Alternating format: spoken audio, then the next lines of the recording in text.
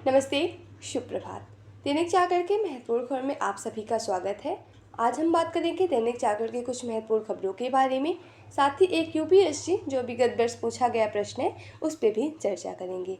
याद रखिएगा, दैनिक जागरण का राष्ट्रीय संस्करण है, तो इसमें यहाँ पे आप लोग को वही खबरें मिलेंगी जो आपके परीक्षा के पॉइंट ऑफ व्यू से इंपॉर्टेंट होगी। आशा करती हूँ कि आप लोग को यह खबर अच्छी लगे। धन्यवाद। तो चलिए देखते हैं आज की क्या खास खबरें, उन्हें हम एक एक करके देख लेते हैं। और खबर की तरफ आगे बढ़ने से पहले हम प्रश्न को देखेंगे, उसके बाद खबरों को एक एक करके देख लेंगे। तो आइए देखते हैं आज का प्रश्न क्या है। यह सिविल सेवा परीक्षा विगत वर्ष 2019 का प्रश्न है। प्रश्न है, पंजीकृत विदेशी पोर्टफोलियो निवेशकों द्वारा उन विदेशी निवेशकों को जो स्वयं को सीधे पंजीकृत कराए बिना भारतीय स्टॉक बाजार का हिस्सा बनना चाहते हैं, निम्नलिखित में से क्या जारी किया जाता है। नीचे इसके कुछ विकल्प दिए होते हैं। पहला विकल्प है जमा प्रमाण पत्र, दूसरा है वाणिज्यिक पत्र, तीसरा है वचन पत्र, चौथा है सहभागिता पत्र। तो आप लोग अनुरोध है कि आप लोग इसका आंसर कमेंट बॉक्स में जरूर बताएं और इस क्वेश्चन का पुनः एनालाइज हम वीडियो के लास्ट में जरूर करेंगे। अगर आप लोग को इसकी पूरी जानकारी चाहिए तो आप लोग वीडियो को लास्ट तक जरूर देखें। तो चलिए देखते हैं आज की क्या खास खबरें, उन्हें हम एक एक करके देख लेते हैं। श्रीनगर चुनाव ने साबित किया कि 370 हटाने का फैसला सही है। अभी हाल ही में जो हमारे गृह मंत्री अमित शाह, उन्होंने दैनिक जागरण के एक साक्षात्कार में कहा कि 370 वापस लाने की पैरवी करने वालों को मिला सबक। पहले हम घाटी में अपना संगठन मजबूत करेंगे, उसके बाद चुनावी मैदान में उतरेंगे। आपको पता है, जब हमारा संविधान बन रहा था, हमारा जब भारत आज़ाद हुआ, उससे पहले भारत एक ब्रिटिश प्रांत का ब्रिटिश देश का गुलाम था। उसमें आपको पता है, जब भारत का संविधान बना था तो भारत में कई विदेशी प्रांत थे, कई ब्रिटिश प्रांत थे और कई सारे देशी रियासतें थी। उसमें से एक जम्मू कश्मीर भी था। आपको पता था जब संविधान बन रहा था उसमें सभी देसी रियासतें जो शामिल हो गई थी, लेकिन उसमें 3 जो देसी रियासतें थी उन्होंने भारत में शामिल होने से मना कर दिया था। एक थी जूनागढ़, दूसरी थी हैदराबाद और तीसरी थी यही जम्मू कश्मीर। जो जूनागढ़ थी उसे पुलिस कार्रवाई के द्वारा भारत में विलय करा के शामिल किया गया और जो हैदराबाद है उसमें ऑपरेशन पोलो चला के उसे भारत में शामिल किया गया। लेकिन जो जम्मू कश्मीर थी, वहाँ के जो शासक थे, राजा हरि सिंह, उन्होंने भारत में शामिल होने से मना कर दिया। उन्होंने कहा कि हम एक स्वतंत्र राष्ट्र रहेंगे, ना तो हम पाकिस्तान में शामिल होंगे ना तो हम भारत में शामिल होंगे। क्योंकि आपको पता है, जब भारत एक स्वतंत्र राष्ट्र बना, उस भारत के 2 विभाजन हुए, एक पाकिस्तान राष्ट्र अलग राष्ट्र बना और जो भारत है वो एक अलग राष्ट्र बना। तो आइए देखते हैं, जब जो वहाँ के जम्मू कश्मीर के राजा थे हरि सिंह, उन्होंने शामिल करने से भारत में विलय करने से मना कर दिया था। लेकिन फिर ऐसी क्या परिस्थिति हुई कि उन्होंने भारत में अपने आप को शामिल किया, लेकिन उसमें कुछ उन्होंने अपनी शर्तें भी रखी। तो आइए हम लोग इसके बारे में सबसे पहले देख लेते हैं। भारतीय संविधान के अनुच्छेद 370 जम्मू कश्मीर को विशेष दर्जा प्रदान करता था, जो भारत, पाकिस्तान और चीन के मध्य एक विवादित क्षेत्र है। इसका मसौदा भारतीय संविधान सभा के सदस्य एन गोपाल स्वामी अयंगर ने तैयार किया था और इसे वर्ष 1949 में अस्थायी उपबंध के रूप में संविधान में जोड़ा गया था। इस राज्य को अपना संविधान एवं ध्वज रखने के साथ साथ रक्षा, विदेशी मामले एवं संचार को छोड़कर अधिकांश मामले में स्वायत्त रखने की अनुमति दी गई थी। तो आप लोग इसे नोट कर सकते हैं कि 370 जब जम्मू कश्मीर को दिया था तो उसे क्या क्या विशेष प्रावधान दिए गए थे। अब यह जब विलय पत्र में जब विलय पत्र में हस्ताक्षर किए तो विलय पत्र की शर्तों पर आधारित था, जिस पर वर्ष 1947 में पाकिस्तान के आक्रमण के बाद भारत में शामिल होने के लिए जम्मू कश्मीर के शासक हरि सिंह ने हस्ताक्षर किए थे। आपको पता है, जब किसी भी देशी रियासत या फिर किसी प्रांत को भारत में शामिल किया जाता था तो उसमें एक विलय पत्र होता था जिसमें उन्हें सिग्नेचर करके तब भारत में उन्हें शामिल किया जाता था। तो आशा करती हूँ कि 370 जो धारा थी, जो इसका इतिहास था, तो आप लोग को समझ में आया होगा। अब बात आती है 370 धारा जब हटाई गई तो उस समय भारत के जो प्रधानमंत्री कौन थे और ये 370 धारा कब हटाई गई। आपको पता है, जो भारत से जम्मू कश्मीर से 370 धारा 2019 में हटाई गई, तब वर्तमान में भारत के पीएम प्रधानमंत्री नरेंद्र मोदी थे। और आपको पता है, भारत 370 के साथ साथ 335 जो सेक्शन था उसे भी हटाया गया, 335A। और जो जम्मू कश्मीर था उसे 2 भागों में बांटा गया और दोनों को केंद्र शासित प्रदेश बनाया गया, एक जम्मू कश्मीर और दूसरा लद्दाख। लद्दाख की राजधानी लेह है और जम्मू कश्मीर की राजधानी श्रीनगर है, तो इसे भी आप लोग जानते थे। अब ये दोनों केंद्र शासित प्रदेश बन चुके हैं। रफाल में इजरायली हमले में पूर्व भारतीय अधिकारी की हुई मौत। गाजा में संयुक्त राष्ट्र के लिए कार्य कर रहे थे कर्नल वैभव काले और सेना से लिया था अवकाश। 3 हफ्ते पहले ही नौकरी पे गए थे। इससे पहले भारत के आपको पता इससे पहले ये भारत में भारतीय सेना में काम कर चुके हैं और 46 वर्ष के बाद इन्होंने 2022 में रिटायरमेंट ले ली थी। उसके बाद ये जाके इजराइल में सेना के रूप में कार्य किया है, मतलब एक सिक्योरिटी कोऑर्डिनेशन ऑफिसर के रूप में सेवा देनी शुरू कर दी थी।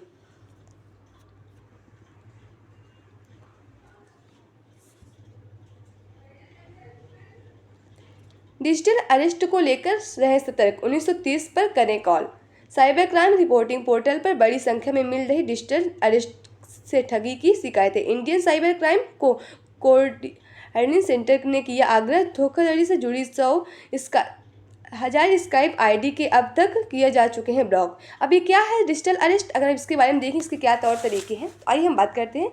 ये साइबर ठगी द्वारा अपनाया जाने वाला ठगी का नया तरीका है। डिजिटल अरेस्ट के मामले में ठग किसी सरकारी एजेंसी के अफसर या पुलिस अफसर बनकर वीडियो कॉल करते हैं। इसमें पीड़ित को फोन कर झूठे मामले में पहले काफ़ी डराया जाता है। कहा जाता है कि आपके ऊपर मामला दर्ज किया जा रहा है, जिससे वह घबरा जाता है। इसमें वीडियो कॉलिंग के जरिए पीड़ित को घर का बंधक बना लिया जाता है। ठगों द्वारा व्यक्ति को 24 घंटे उनसे संपर्क रहने के लिए सर्विलांस पर फोन या वेबसाइट के जरिए नज़र रखने की बात कही जाती है। अपराधी इस दौरान आपको वीडियो कॉल से हटने को भी नहीं देते हैं और ना ही किसी को कॉल करने देते हैं। इस दौरान ठग केस का रफा दफा करने को पीड़ित से पैसे मांगते हैं और उन लोगों को रकम भी देते हैं।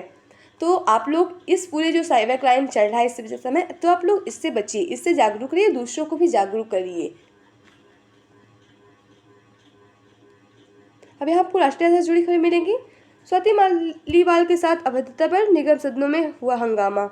अभी हाल ही में जो आम आदमी पार्टी की एक नेता थी स्वाति मालीवाल, उनके साथ एक अभद्रतापूर्ण व्यवहार, मतलब ऐसे अभद्रतापूर्ण, वहाँ के एक नेता ने ऐसे अभद्रतापूर्ण व्यवहार किया, उसी पे लेके पूरी कार्रवाई चल रही है। पुलिस ने स्वाति से शिकायत मिलने का किया इंतजार। शिकायत नहीं देने पर दो दिन में पुलिस ने ले सकती है कोई निर्णय। मंगलवार को कई बार स्वाति से मोबाइल पर संपर्क साथ शिकायत देने का किया गया था अनुरोध।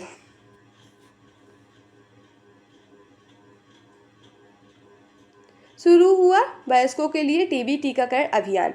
केंद्रीय टीबी डिवीजन पहल पर ट्रायल के रूप में 5 जिलों के करीब 15 लाख लोगों को बीसीजी का टीका पहले दिनों में 138 केंद्रों पर 1092 लोगों ने लिया टीका। इस अभियान में टीबी बिना पोर्टल किया जा रहा है इस्तेमाल। तो अब आइए देखते हैं इसमें, मतलब जो टीबी के जो जिनके टीके लगेंगे उनको क्या क्या बात लाने होंगी और किन लोगों को यह टीका नहीं लगेगा। जिन लोगों को कम से कम 5 वर्ष पहले टीबी हुआ है और मौजूदा समय से टीबी की दवा ना ले रहे हों और 3 वर्ष के भीतर टीबी मरीजों के संपर्क में आप सभी लोग टीका ले सकते हैं और 60 वर्ष से अधिक की उम्र सभी बुजुर्गों को यह टीका लगाया जाएगा। वर्तमान समय में धूम्रपान करने वाले या पहले धूम्रपान करने वाले लोगों को भी यह टीका लगाया जाएगा।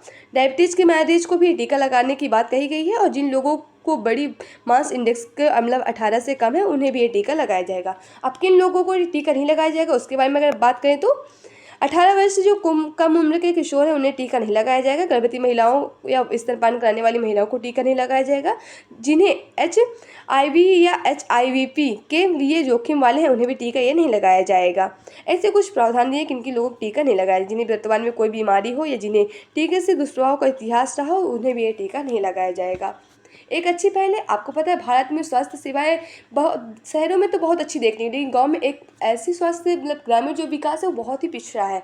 वहाँ ना तो अच्छे से डॉक्टर पहुँच सकते हैं और ना ही लोग के पास इतनी आय है, ना वो इतने पैसे कि वो अच्छे जो अस्पताल है वहाँ पर अपने इलाज करा सके। इससे बहुत से लोग टीके के कारण, बहुत से लोग तपेदिक के कारण बीमार पड़ते हैं, बहुत से लोगों की इसमें मौत भी हो जाती है। 25 वर्ष की उम्र में लोकसभा चुनाव जीतकर सबसे कम उम्र की सांसद बनी चंद्राणी मुर्मू। 2019 आम चुनाव में इस चुनाव में चुने गए सांसदों की औसत उम्र 54.38 वर्ष रही थी। आपको पता है जब लोकसभा का जो चुनाव होता है उसके चुनाव लड़ने के लिए उम्र 25 वर्ष की गई है। आप भी अगर आप लोग की भी उम्र 25 वर्ष हो तो आप भी लोकसभा का चुनाव लड़ सकते हैं, इसमें कोई पाबंदी या वो नहीं है। और जो वोट देने की आयु जो है वो 18 वर्ष से पहले 21 वर्ष थी, लेकिन संविधान में संशोधन करके इसे 18 वर्ष कर दी गई। संविधान में 61वां संविधान संशोधन अधिनियम 1989 के तहत इसे में संशोधन किया गया था, तो इसे भी आप लोग जानते रहिए। अफसोस में जी रहा सिंगूर। ये एक पश्चिम बंगाल का एक शहर है सिंगूर, जहाँ टाटा कंपनी पहले काम करती थी। बाद में उसमें कुछ कुछ शिकायतें थी, कुछ लोगों ने उन पे राजनीति से तंग आकर जो टाटा कंपनी थी वहाँ 2008 में वहाँ से अलविदा ले लेने की घोषणा की थी। अब वो जो सिंगूर है वो काफ़ी ज़्यादा पीछे और रह चुका है। पहले इस तरह देखने को मिलता था, टाटा जब कंपनी थी वहाँ की जो सारी कार्य थे, अब देखने को इस तरह को मिल रहा है कि किसान को बिना काम के लिए खेत में काम करने को भी नहीं मिल रहा है। बाकी पूरी यही आप लोग को न्यूज़ से जुड़ी खबरें मिलेंगी। साइकिल के जरिए बढ़ाएंगे मतदान की रफ्तार। शिमला में रिज मैदान से मंगलवार को मतदाता जागरूकता के लिए मुख्य चुनाव अधिकारी मनीष गर्ग ने साइकिल अभियान को हरी झंडी दिखाकर दिया रवाना। अभियान में 6 लोगों हिस्सा ले रहे। लोकसभा चुनाव और विधानसभा चुनाव उपचुनाव के मद्देनजर में 14 मई से 20 मई तक यह दल हिमाचल प्रदेश के लाहौल स्पीति जिले में समुद्र तल से 15,256 फीट ऊंचाई पर स्थित विश्व के सबसे ऊंचे मतदान केंद्र टसिंग तक लोगों को मतदान करने के प्रति जागरूक करेगा। अब आप लोग यहाँ पास एक शब्द नोट कर सकते हैं, जो टसिंग है ये सबसे ऊंचा मतदान केंद्र है, तो हाँ इसे भी आप लोग जानते रहिए। दल 16 मई को किन्नौर जिले के कल्पा में भारत के प्रथम मतदाता श्याम सरग नेगी को श्रद्धांजलि अर्पित करेगा। शिमला के टसिंग को दूरी करीब 450 किलोमीटर है।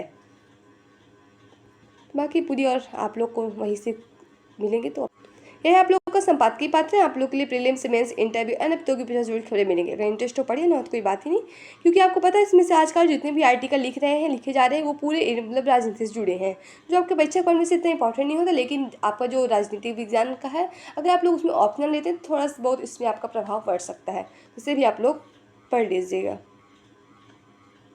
विकसित भारत के लिए निर्णायक युवा शक्ति। भारत की युवा जनसंख्या आज समूचे विश्व की चर्चा के विषय है। अनेक अध्ययनों के अनुसार विश्व की सबसे बड़ी अर्थव्यवस्था में 2030 तक भारत श्रम आयु यानी 1564 वर्ष के लोगों की जनसंख्या के मामले में सबसे बड़ा देश होगा। नेशनल फैमिली हेल्थ सर्वे के पिछले 5 वर्ष के आंकड़ों के अनुसार भारत की आधी जनसंख्या की आयु 30 वर्ष से कम है। इसी युवा शक्ति के बलबूते पर भारत विकसित राष्ट्र बनने का स्वप्न पूर्ण करेगा। लिहाजा इसकी राह में आने वाली बाधाओं को भी सुगमता को समझा जाना चाहिए।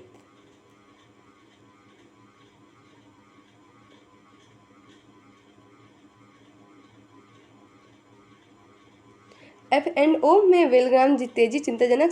सीतारमण के वित्त मंत्री ने खुदरा निवेशकों को जोखिमों के प्रति किया आग्रह। BCCI के निवेशकों को भरोसा बढ़ाने के लिए दिशा में काम करने की अपील। और सेबी के अनुसार 10 में से 9 खुदरा निवेशकों को F&O के नुकसान की बताई। F&O के बारे में नहीं, जो अगर खुदरा निवेशकों को वायदा एवं विकल्प की बात हो रही है। भी आपको अंतर्राष्ट्रीय जुड़ी खबरें मिलेंगी। मालदीव में भारतीय सैन्य पायलटों ने नहीं किया अधिकृत अभियान।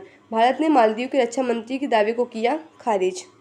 मालदीव के जो रक्षा मंत्री थे उन्होंने आरोप लगाया था कि भारतीय सैन्य हेलीकॉप्टर पायलटों ने 2019 में अधिकृत अभियान किया था। इस दौरान उन्होंने भारतीय सैन्य कर्मियों को द्वारा संचालित 2 में से एक हेलीकॉप्टर को बिना अनुमति के थीमा रस्पी के उतरने जाने की घटना का जिक्र भी किया था, लेकिन इसे भारतीय सैन्य पायलटों ने नहीं किया था अधिकृत, इसे खारिज कर दिया। रूस ने बुलवा अंतर्महाद्वीपीय बैलिस्टिक मिसाइल को नौसेना में किया शामिल। परमाणु क्षमता से संपन्न मिसाइल पनडुब्बी से होती है प्रक्षेपित। परमाणु कार्यक्रम के आधुनिकीकरण की दिशा में रूस का अहम कदम उठाया है। यूक्रेन पहुंचे ब्लिंकन, जेलेंस्की ने मांगा पेट्रियट एवं डिफेंस सिस्टम। व्हाइट हाउस में गूंजा सारे जहां से अच्छा हिंदुस्तान हमारा। वाशिंगटन में व्हाइट हाउस के रोजर गार्डन में एशियाई अमेरिकी विरासत माह कार्यक्रम के दौरान लोगों से मिलते अमेरिकी राष्ट्रपति जो बाइडेन के साथ में उपराष्ट्रपति कमला हैरिस। अब ये जो व्हाइट हाउस है, आपको पता है जो अमेरिका के राष्ट्रपति हैं उनके रहने की जो स्थान है उसे व्हाइट हाउस कहा जाता है। आपके क्वेश्चन में कभी भी पूछ सकते हैं कि व्हाइट हाउस कहाँ स्थित है, जैसे भी आप लोग याद रखिए कि व्हाइट हाउस अमेरिका में स्थित है। एशिया अमेरिकी विरासत माह कार्यक्रम में राष्ट्रपति बाइडेन भी रहे मौजूद और समारोह में मेहमानों ने लिए प्रसिद्ध भारतीय व्यंजन गोलगप्पे का भी स्वाद।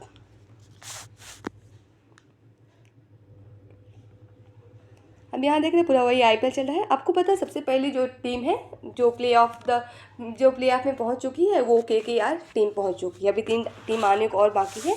इन्हीं सब के बारे में आप लोग जानते हैं कौन सी लास्ट में टीम खेलेंगी। बाकी IPL चल रहा है तो उसे आप लोग देख ही रहे होंगे। यहाँ आपको परीक्षा के पॉइंट में से जनरल से जुड़ी खबरें मिलेंगी, तो इसे आप लोग जरूर पढ़िए, जो आपके परीक्षा के पॉइंट में से काफ़ी इंपॉर्टेंट है। लंदन में रैपिड फायर गन का पेटेंट जारी किया गया। 1718 में आज ही लंदन के जेम्स पुलेक्स ने डिफेंस रैपिड फायर गन का पेटेंट प्राप्त किया था। यह 7 मिनट में 63 गोलियां फायर कर सकती है। इस आधुनिक मशीन का गन का पूर्वज माना जाता है। यह प्रिंकर लीवर थी, जिसका वेरिएंट 3 फीट लंबा और बोर 1.25 इंच का था। पहली बार दुनिया के सामने आया कार्टून कैरेक्टर्स मिक्की माउस। 1928 में आज ही मूक animated short film Plane Crazy और टेस्ट स्क्रैपिंग में पहली बार मिक्की माउस का दिखाया गया था। हालांकि ये दर्शकों को प्रभावित करने में असफल रही। इसी वर्ष 18 नवंबर को स्मिथ बोल्ट बिली की रिलीज के बाद मिक्की माउस दुनिया भर में लोकप्रिय हो गया था। कैंसर को फिर पनपने से रोकने वाले अणुओं की गई पहचान। विज्ञानियों ने 3 विशिष्ट अणुओं को पाया। इलाज के दौरान रोग को पुनः उभर देने से रोकने के प्रभावी कैंसर में निर्मूल की दिशा में एक बड़ी उपलब्धि की गई है।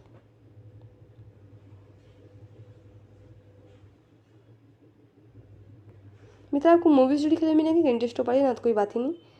तो आज की खबरें समाप्त होती है। आशा करती हूँ कि आप लोग को यह खबर अच्छी लगे। अगर खबर अच्छी लगे तो कृपया चैनल को लाइक शेयर सब्सक्राइब जरूर करें। अगर आप लोग के पास कोई सुझाव है तो भी आप लोग हमसे साझा कर सकते हैं। अगर आप लोग के पास कोई प्रश्न है तो भी आप लोग पूछ सकते हैं। तो चलिए देखते हैं आज का जो प्रश्न था उसका हम लोग विश्लेषण देख लेते हैं। आज का प्रश्न है, पंजीकृत विदेशी पोर्टफोलियो निवेशकों द्वारा उन विदेशी निवेशकों को जो स्वयं को सीधे पंजीकृत कराए बिना भारतीय स्टॉक बाजार का हिस्सा बनना चाहते हैं, निम्नलिखित में से क्या जारी किया जाता है। इसका सही जवाब होगा ऑप्शन डी, यानी सहभागिता पत्र। एक पी नोट एक पंजीकृत विदेशी संस्थागत निवेशकों द्वारा एक विदेशी निवेशकों का जारी किया गया एक उपकरण है, जो भारतीय प्रतिभूति और विनिमय बोर्ड यानी सेबी के बाजार नियमों के साथ खुद को पंजीकृत किए बिना भारतीय शेयरों बाजारों में निवेश करना चाहता है। तो ऐसी खबरें साथ होती, आशा करती हूँ कि आप लोग को यह खबर अच्छी लगे। धन्यवाद।